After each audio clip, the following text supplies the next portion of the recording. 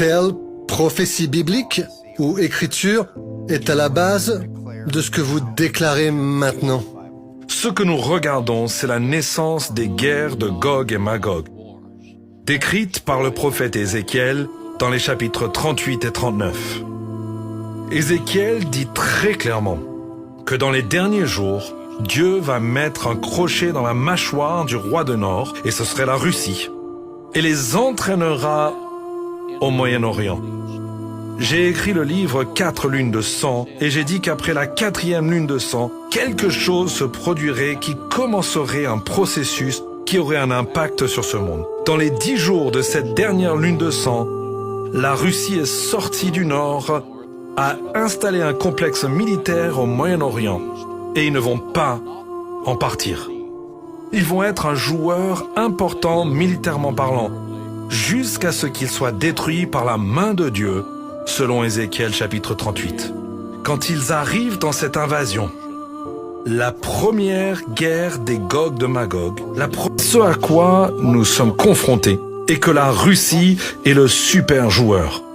Ils sont connectés à l'Iran, qui construit littéralement une base de pouvoir dans cette partie du monde, et le monde ne le voit pas. La Russie est en train de reconstruire l'ex-URSS. L'Iran est en train de se mettre en place en ce moment. Si vous regardez leur rassemblement géographique, ils reconstruisent l'Empire perse. Sous l'Iran se trouvent le Hezbollah et le Hamas. Ce sont deux grandes armées qui sont des organisations terroristes.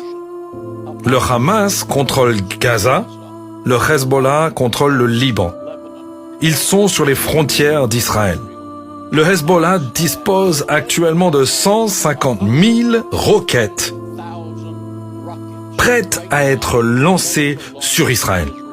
Ces roquettes seront lancées le jour où l'Iran donnera son feu vert.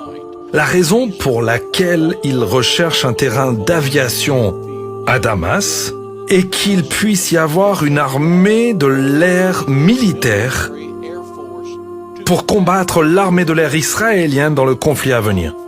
Israël le sait. Et Israël est maintenant encerclé par ces 150 000 roquettes qui déferlent sur Israël.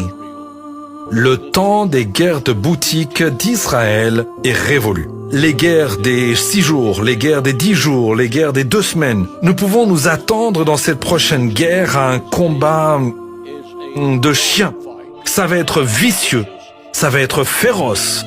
Israël n'aura pas l'opportunité d'appeler les endroits qu'ils vont bombarder. Ils vont devoir les bombarder pour survivre, parce que lorsque ces roquettes afflueront sur Israël, elles sont conçues pour surcharger le système du dôme de fer. Disons que le système de dôme peut arrêter 10 et faire tomber ces roquettes au fur et à mesure qu'elles arrivent.